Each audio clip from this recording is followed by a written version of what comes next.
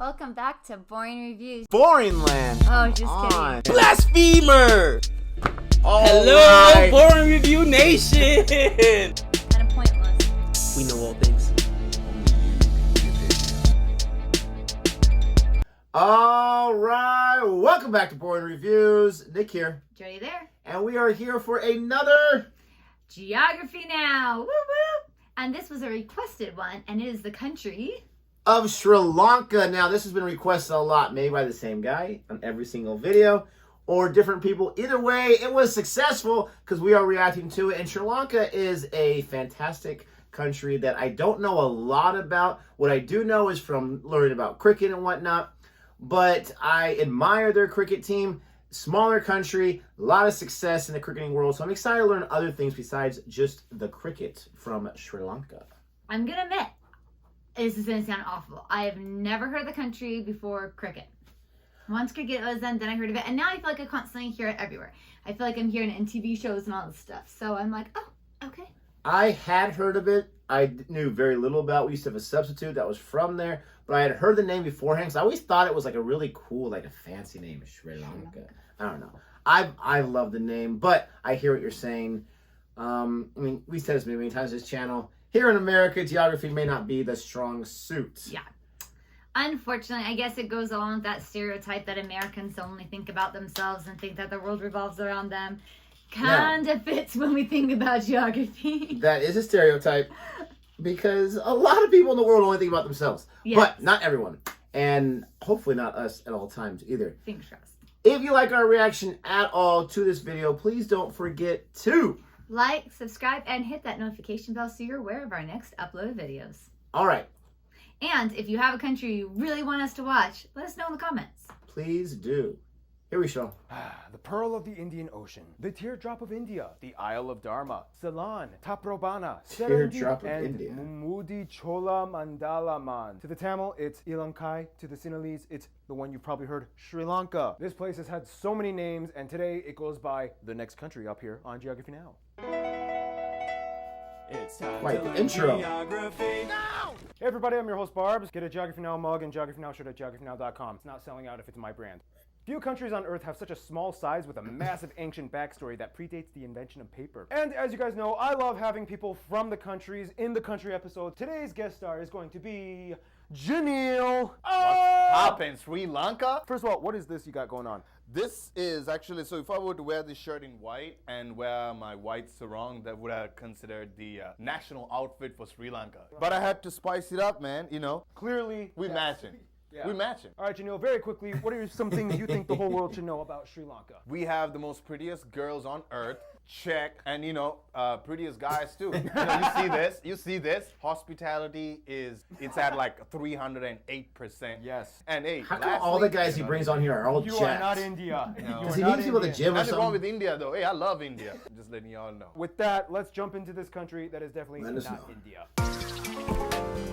I mean, honestly, they're all jacked. So Sri Lanka has quite a bit of going on in the way their land operates and holds together. Oh, and the best part, y'all know, man, we got a city called Candy. Hey! Candy! Welcome to the candy shop. First of all, the country is an island nation located I like in South his Asia, energy. situated in the Indian Ocean, south of the Bay of Bengal, just off the southeast coast of India's Tamil Nadu state. The interesting thing is, the country is almost connected to India via the Ramu Setu Bridge, sometimes called Adams Bridge, an incredibly shallow, partially submerged series of sandbanks, shoals, and islands, only about 100 meters wide, that straddles between India's Pamban Island and Sri Lanka's Mannar Island. The space between Pamban and Mannar, known as the Palk Strait, is only about 25 kilometers wide, and due to the shallow depth, reaching at maximum 10 meters deep, this hinders all large-scale cargo ships from passing through from the Gulf of Mannar in the south to the Palk Bay in the north. At one point, this shallow channel was reportedly passable on foot until a cyclone in 1480 destroyed what little land was above water. Today, any maritime trade must either go completely around Sri Lanka, otherwise land or air transport is the only way around. In any case, the capital is Sri Jayawardenepura Kotte, a neighborhood within the largest metropolitan city of Colombo. Colombo is often mistaken or just default called the capital because it's easier to say, but nope, to be fair, it's Sri Jayawardenepura Kotte. The country is divided into 9 provinces, each with their own little flag, and the 9 provinces are further divided into 25 districts. The country has 5 international airports, and of course the biggest and busiest one is in Colombo, Bandaranaike International Airport. In addition though, the country has 20 water drones aerodromes, or airports for seaplanes, throughout the coasts and interior of the Wow. country. They are all operated by That's a Sri lot. Lanka Airlines Yeah. domestic branch called Sri Lankan Air Taxi, with its hub at Colombo's Kelani River Peliagoda Waterdrome. From there, the port of Colombo is not only the largest port of the country, but also the largest transshipment hub in South Asia. The country has a very extensive rail network that reaches almost every part of the country except the sparsely populated southeast, which also has the Yala National Park that no roads or towns can be built on. The rails have three main lines: the Colombo Operating Region lines in the southwest, the Anuradhapura Operating Region lines in the north and northeast, and the Nawala Pitia Operating Region lines in the central highlands. Here you can reach the highest destinations of the country, like the famous city of Kandy. The literal Candy Kingdom, and that's for the Westerners, but I'm gonna say it like Noora Rajya. Candy's called Noora,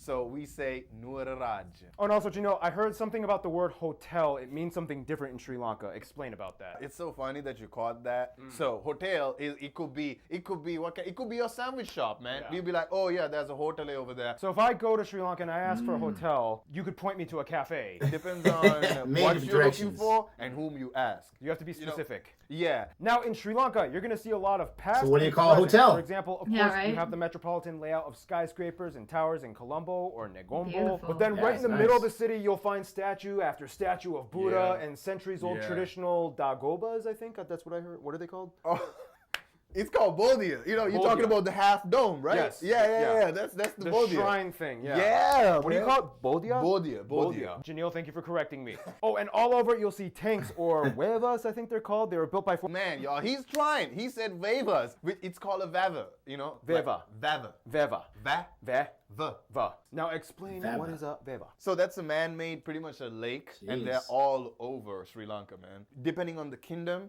each and every single king, Parakrama Bahu, I think. That's what I have written down. Yep. Yep. And he built the largest one. The Parakrama Yo, he's good. Samudra. Yes, Parakrama Samudra. Damn. Oh yeah, and fun fact, under that king, Sri Lanka actually for short periods of time actually kind of took over parts of South India and what is now Myanmar. But Yes. it wasn't exactly That's good. colonizing. It was kind of more like this. We are best friends. Yeah. I am the new king, and I'm gonna tax the out of my own people and kill trading envoys from Sri Lanka. Yeah, we can't have that, so... Okay, so your old king is They're dead. jacked We've been today. managing you guys for a while, but now we're gonna elect a new king. This is the new king! Hey Sri Lanka, the Chola Empire is like really attacking us hard. A little help? Sure. Well, we defeated the enemy, but your king is dead. I guess we'll manage things here until we can find a new king for you. Okay, I found you a new king. Yeah, isn't that interesting? It's kind of like they could have colonized Myanmar and South India, but we're like, it's easier if we just like raise up a king that would be compliant with our side. In any case, Sri Lanka has so many projects going on. Colombo has the international financial city. And in the south, you have the controversial Hambantota Harbor, the second largest port in the country, which is leased out to China for 99 years. We've discussed this before, but in case you missed it, basically often my Indian subscribers kind of describe the scenario like this. Oh, hey Pakistan. Hey India. What do you have there? Oh, I'm building a port on Gwadar. Oh, cool. It's pretty big. Yeah, it's being funded by the Chinese. Oh, what have you got there, Myanmar? I am building a port and an oil line in Kyakpu. Cool. Oh, and it's also being financed by the Chinese for the Belt Road Initiative. Oh, jeez. What about you, Bangladesh? Wait, don't tell me. Oh, you mean Sonadia Port? No, I scrapped that plan with China a long time ago. Oh. Instead, I'm going for Matabari Port. Oh, because it's funded by the Japanese. Ah. Because Chittagong was already taken by the Chinese. What? By the way, guys, this is my buddy Diogo visiting from Brazil. Hi, guys. So yeah, when Sri Lanka is also in that game, India's kind of like, yeah. But moving on! Sri Lanka is a land full of mystic sites. They have 8 UNESCO heritage sites, right? 6 man-made and 2 natural. Tourism is a huge part of our country, baby. Apart from the, UNESCO sites, here's Antoinette explaining a few more extra sites that you could check out in Sri Lanka. Hi guys, I'm Antoinette, coming to you from Quebec, Canada. Alright, there are so many temples and ruins, some of the most notable ones being the Buddha Tooth Relic Temple in Kandy, Sima Maleka Temple in Barra Lake, Hindu temples in Jaffna and Trincomalee, like the Nalur Kandaswamy Amitabha Temple and the Rijigala Jeez, Buddhist red. Monastery ruins. You have other places such as the Commonwealth War Cemetery in Kandy, the National Museum of Colombo, the Ella Tea Plantations, the Lotus cool. Tower in Colombo, St. Lucia's Cathedral, the Nine Arch Bridge, the beaches in Hikkaduwa and Tanga, the Jaya Sri Mahabodhi, the oldest known planted tree in the world, Adam's Peak, which has a Sri Prada or the What? sacred footprint. Thank you so much, and I hope you get the chance to visit Sri Lanka one day. And of course, it What is is the said sacred Sri footprint? Lanka has the highest I don't waterfall know. density in the world. Baker's Waterfall, Bopatella, Ravanella, just to name you a few. And that brings us to the next segment, the... I want to go to the That's world's the oldest 25th tree. largest island on earth, baby. In a tropical climate, Sri Lanka can hold its ground in maintaining a unique biosphere. Yes, and one thing you'll notice though is that the element of water is a constant theme for almost everything in Sri Lanka. For one, being situated in the center of the Indian plate gives them the lucky advantage of not dealing with any earthquakes or volcanoes, and also, the country has somewhere around 60 main offshore islands, the largest being Mannar Island, which connects to the Ramsetu Bridge. The islands go all the way off to Kachativu Island, the westernmost point of the country. From there, the country has a unique topographical layout. There are 40 low-lying lagoons and mangrove systems covering much of the coasts at about 7,000 hectares in area. This is known as the coastal belt, aka the lowest parts of the country. The largest system in the north on the Jaffna Peninsula with the Jaffna Lagoon that extends into the Palk Bay. Now, as mentioned, many of the inland bodies of water are man-made, and the largest being the dual complex Kalabalau Reservoir found near the center of the country. It was actually built by King Datusena in the 5th century AD. From there inland, you reach the plains, which make up the majority of the country's surface area, ranging from about 30 to 200 meters above sea level. This is where the majority of the nation's agriculture and forests are situated and are fed by 103 rivers, the longest one being the Mahaweli, Wow. which flows over 200 miles or 335 kilometers Seriously. from the highest region of the country, the Central Highlands, all the way down to Kodiyar Bay near the city of Trincomalee. The Central Highlands, found in the south central part of the country, which are also in themselves a protected World Heritage Site, is also where you can find the tallest peak, Biduru Talagala, at over 2,500 meters above sea level. And finally, due to the topographic layout of Sri Lanka, the country has two climate zones. The plains and valleys of the north, northwest, and southeast are known as the dry zones, classified as tropical savannas with shrub forests, bushes, and even cacti in some of the driest areas. Yet in the highlands and valleys of the southwest, you have the wet zones that receive nearly twice as much rainfall annually, usually in the monsoon season from October to January. Speaking of water though, Sri Lanka is heavily powered by water, as in over 1/5 of the country is powered by dams and hydropower. Economically speaking, Nice. Sri Lanka has always been a major trading hub, once being the crown jewel of the spice trade, and with the highest literacy rate in South Asia at somewhere around 95%, Yeah. they have top-notch labor. awesome. Yo, that's why we are hard workers. Tea and textiles usually come to mind when discussing resources and production. Sri Lanka is currently the 4th largest tea producer and largest tea exporter in the world, beating out Kenya and their most famous domestic brand, Dilma. I got Dilma at the house. I had Dilma before I came. Now that kind of came out weird. And the country has about 900 apparel factories, exporting mainly to Europe and the USA for companies like Victoria's Secret, Liz Claiborne, and even Tommy Hilfiger. In addition, their mining sector is world-renowned. They even have the world's largest blue sapphire, the Star of Adam. So many colors within this country, and one thing that's even more colorful is the wildlife. And with that, here is Gary Harlow with wildlife. Few things called Adam. I mean, like Adam and Eve, Adam? The breed is I don't know.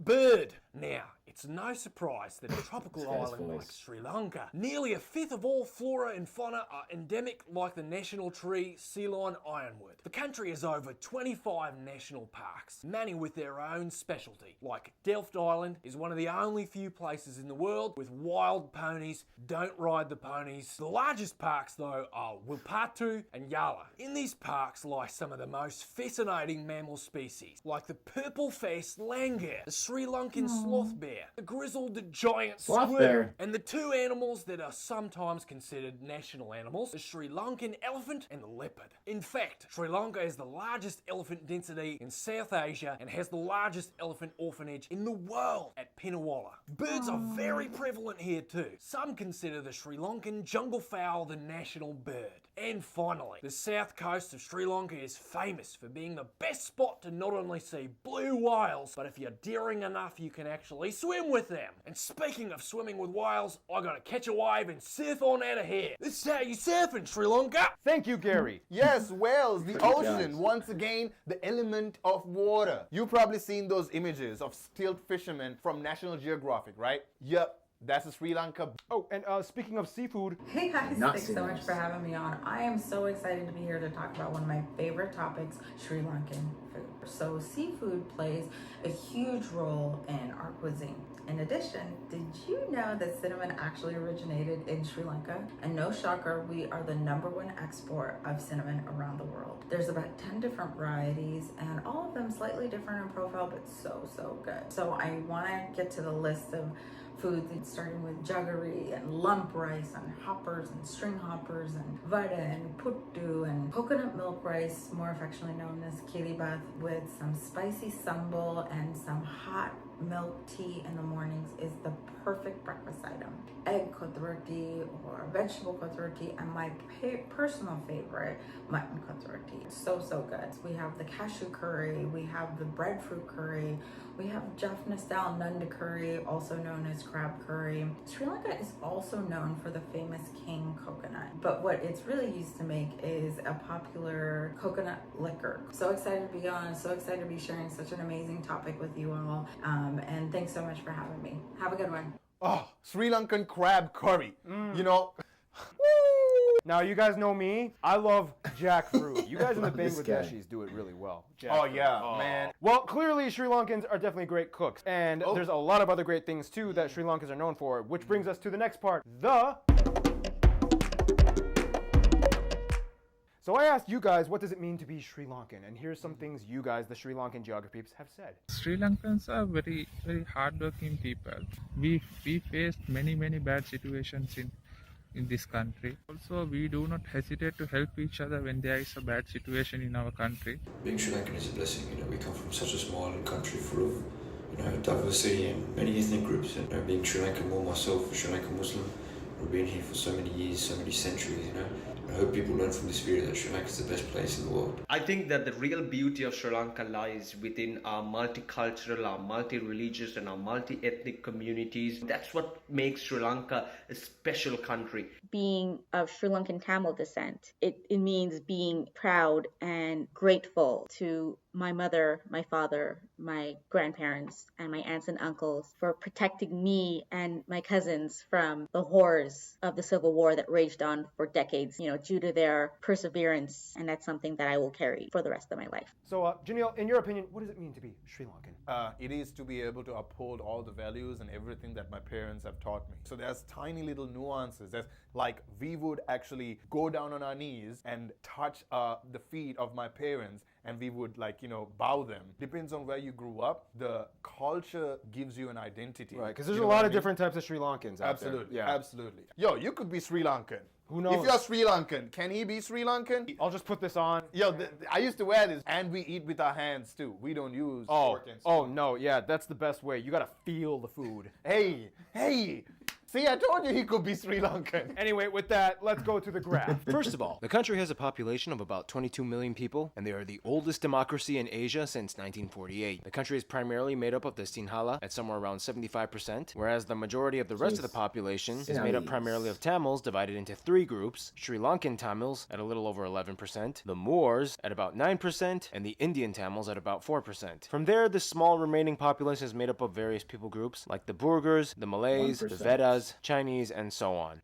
Burgers. Yeah, we'll talk about the burgers later. They use the Sri Lankan rupee as their currency. They use the types D, G, and M plug outlets, and they drive on the left side of the road. Former British colony. Now, of course, due to the demographic structure, Sinhala, an Indo-Aryan language, and Tamil, a Dravidian language, 2 completely unintelligible languages, are co-official in Sri Lanka. However, the prevalence of each one is concentrated in their respective regions. Tamil mostly in the north and northeast, and Sinhala in the center, southeast, and west coast, baby. Nonetheless, official documents must be available in both languages. Yes. And wow, they both have incredibly good-looking scripts. Just look at those curves and diacritic vowel indicators. Gotta love me some good Abhagita. Yeah, that was weird. But the point is, yes, the scripts look pretty cool. Super English weird. is also a nationally recognized language. Now, not everybody can still speak fluent English, but I'll tell you a few things that they know for sure, though. They know Bob Marley, right? They know 50 Cent. They know Coca-Cola.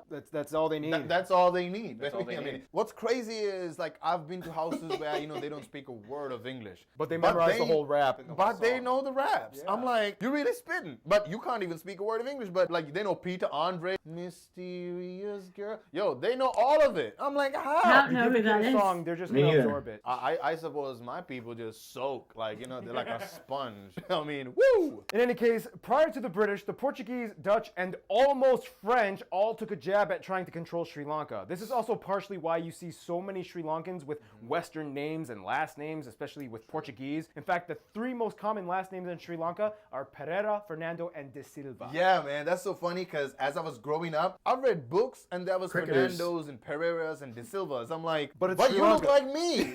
Yeah. What's this? Now, faith-wise, the majority of Sri Lankans, almost exclusively to the Sinhala group, are Buddhist, belonging to the Theravada branch. In fact, today Sri Lankan Sinhalese are the only non-racially East Asian Buddhist majority ethnic group in the modern world. Basically, a country of brown Buddhists. It was actually brought in over 2,000 years ago by the missionary Mahinda from the Ashoka Empire and mentioned in the Tripitaka. Sri Lanka has the longest continuous history of Buddhism out of any predominantly Buddhist nation on earth. But how did you grow up? What are you? So I was born and raised a Catholic, and at some point in time, But you're Sinhalese, right? Yes, I'm 100% Sinhalese, but I have tons of Buddhist friends, tons of Tamil friends, tons of Muslims, right? Nobody was trying to impose their will on me. You guys are just Sri Lankans. That's exactly how I see it too. And by the way, Buddhism, they take it seriously in the country. It's not a gimmick. What's the one worst thing you can do while visiting Sri Lanka? Oh, hello, young tourists. How are you enjoying Sri Lanka? I just love the Buddha.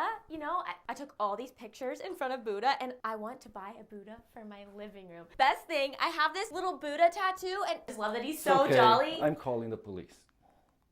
If you have a tattoo of Buddha, either get a laser removal or never show it if visiting Sri Lanka. It's considered incredibly offensive and can literally get you in trouble. Hinduism, though, actually predates Buddhism in Sri Lanka, and the Hindu community is almost exclusively tied to the Tamil group. Specifically, Shaivism, which is the branch that predominantly worships Shiva and venerates Shiva devotees like Ravana. That's kind of the story of Ravana is like a big deal in Sri Lanka, apparently. Yes, it is. Yeah. Apart from the Hindus and the Buddhists, there's also the Muslim minority. 90% of whom are Tamil-speaking people called the Moors. Although if you ask them, some may or may not actually identify as being ethnically Tamil. It's confusing, but yeah. There is also a noticeable Christian community. Some sociologists speculate that Christianity may actually have predated colonialism. It's an interesting theory. Then about 40,000 people, you have the Burghers. There are the people that are essentially the Euro-Asian descendants mixed between Europeans and Sri Lankans. They developed a unique fusion culture that mixes Europe with South Asia. And finally, you have the indigenous Vedas, only numbering today at about 6,000 people. They are considered the original inhabitants of Sri Lanka, predating anyone. Now, traditionally, they followed a form of animism, and only about 300 people speak the Veda language today. In Sri Lanka, the one thing you'll notice, we Sri Lankans, we have really long names. For example, one of the most famous athlete, Varnakula Surya, Patabandige, Ushanta, Joseph, Chaminda Was. The reason we have really long names, the king used to give a title, the occupation of your ancestors, where you're coming from, which part in Sri Lanka. So with names, you can clearly tell that Sri Lanka has a lot of backstory. Part of that backstory involves the obvious dichotomy between the Sinhalese and the Tamil people groups. This is probably the biggest elephant in the room that cannot be avoided. Yes, there was a civil war between the two. It dates back to 1983. So to make a long story short, it goes that the Tamils wanted a place of origin. So essentially, it basically boiled down to the government versus the Tamil Tigers. There was a move for a separate land for the Tamil minority. Over 100,000 people died or disappeared, and over 300,000 people were in camps or internally displaced peoples. Now, when you ask like who started it or what, it all depends on who you ask, and it's always going to be a biased answer when it comes to that. There's no only right. And you were there kind of during the whole craziness. I was, and it's so crazy, man. My mom was pregnant with my brother one time, just to give you some contrast, and it was only a month after she stopped using the train, there was a bomb. Oh. That was such a small incident. Wow. These bombs were going off everywhere. I'm just glad it's over. So post-war, how would you say, is there generally kind of like a let's move forward feeling in Sri Lanka right now? Oh yeah, absolutely. It's flooded with foreigners, and we obviously need the international revenue coming in. Right. We come from a place where they have a 2,000-year-old written history. You can't hide that. That's true. Well, that was quite a discussion. So much has happened, and they just want to move forward as best they can. And one way they move forward is with sports. And with that, here's Art with the sports part. Whoa, this is a cricket ball, and guess what? We're gonna talk about it. Now, most textbook sources will tell you that the national sport is volleyball, and yes, technically it is. However, cricket is often considered the most celebrated and practiced sport. There have been a lot of records in cricket, and even have the highest team score in test cricket at 952. I'm gonna pretend like I actually know what that means. They won the World Cricket Cup in 1996, making it the only Sri Lanka sport that has ever been crowned a world champion. They even have their own version of March Madness, in which parades and performances dedicated to the opening cricket matches of college cricket season. There's Sri Lankan style tailgating, after parties, drunken fights between fans and dancing. It's that crazy. So you don't see that kind of treatment with volleyball in Sri Lanka. Otherwise, of course, cricket isn't the only thing going on in Sri Lanka. We have rugby, netball, and Australian rules football, which are all growing in a lot of popularity. Their women's netball team has won the Asian Netball Championship 4 times. 4 times. For Art. Everyone in the country knows this lady, known as the Asian Black Mare, who won the only Olympic medal for the country. Technically, there was another medal when they were under British Sri Lanka. They have 2 native styles of martial arts, China Di, which is like Kung Fu, but more focused on grappling, and Ang Ampora, which is both a body combat and weaponry style that uses things like knives, swords, and whip blade. And finally, this is not so much a sport, but rather a recreational activity. Sri Lankans are really good at tabletop game Karam. Strangely enough, there's literally a World Cup for this game, and Sri Lanka usually dominates and consistently holds a world champion title in both men and women's divisions. They even hold the dog division as well. He was watching that ball. All right, me and Tarch are gonna go play some cricket. Thank you, Art. We have this pillow fight, which is like Pillow fights. So it's you're sitting on a log, and you just knock each other out until one of them falls down. And yeah, there's so much other stuff going on with Sri Lanka's culture. Here to explain a little bit more, here is Hannah.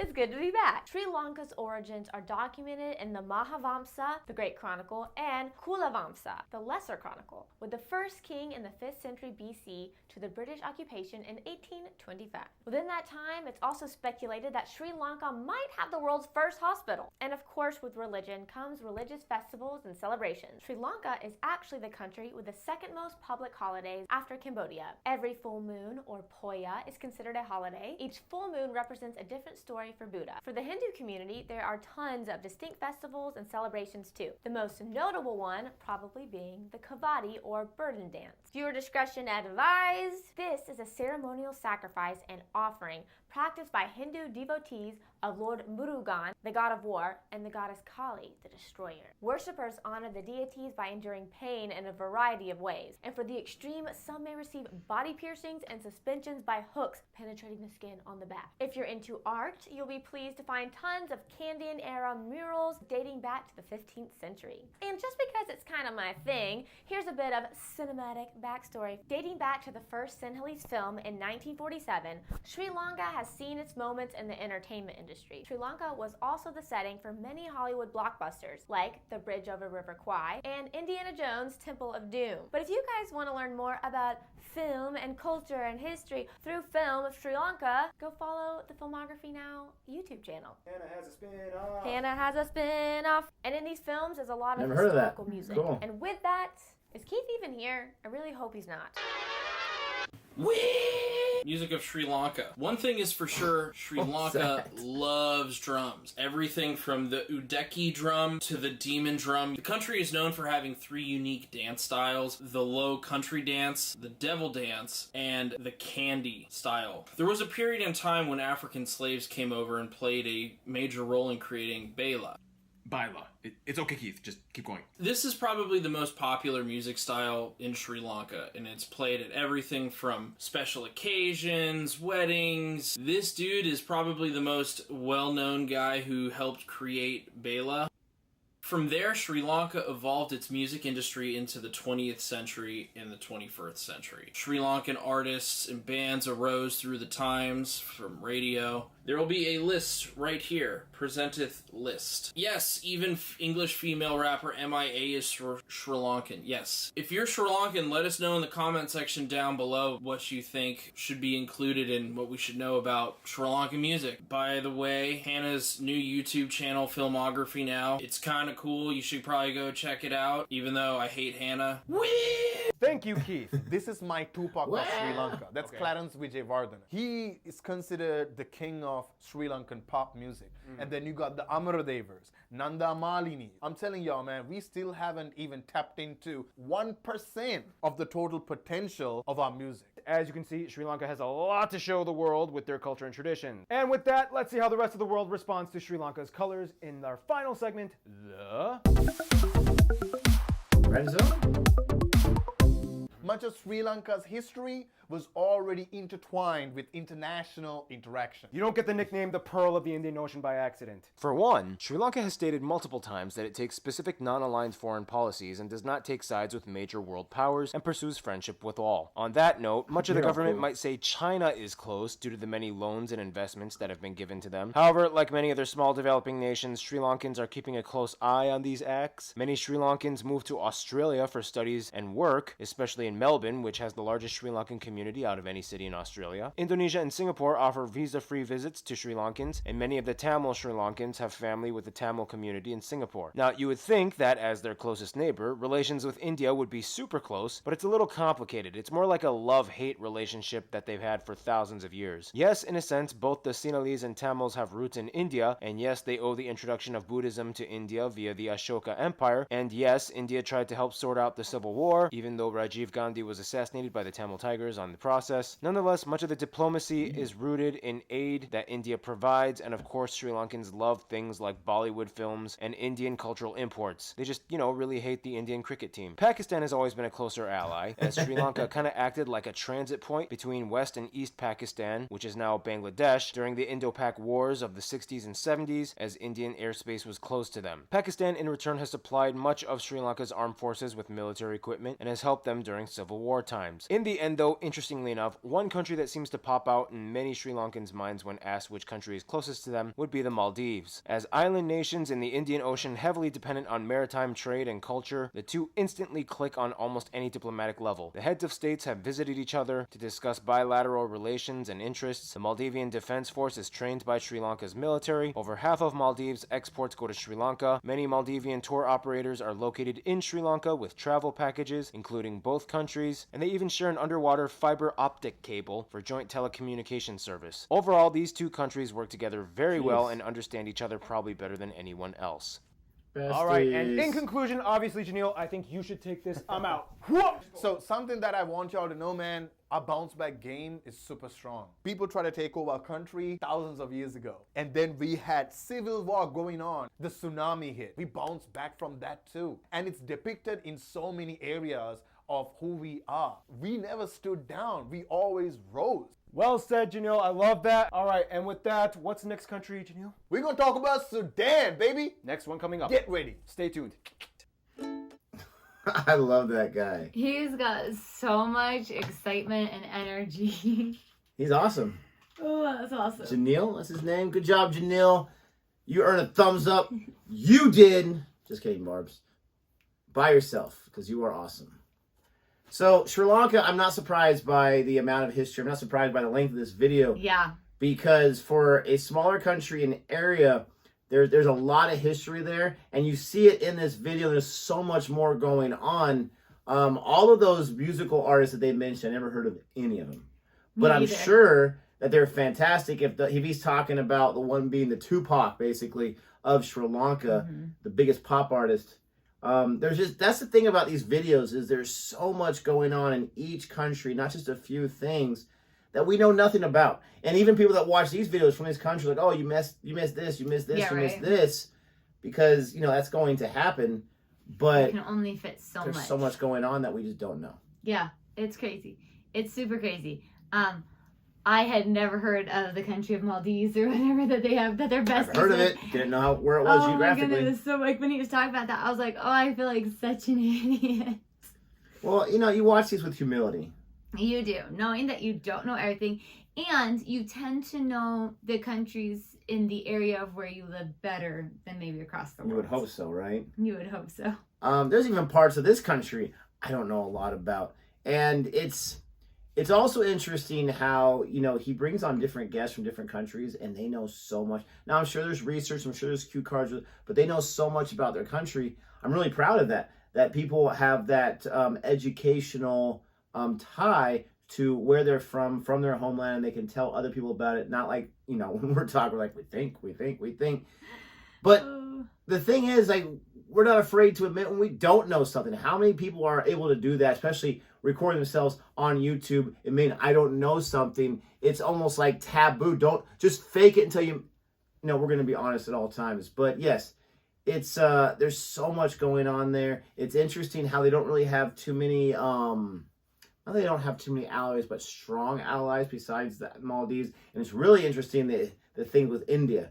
But if they're really close with Pakistan, then maybe that's why there's some tension between them and India. I could see that too, for sure. But it was great to learn about the food, the geography, obviously, the music, even the filmography. Let's check out filmography now and see what that's all about.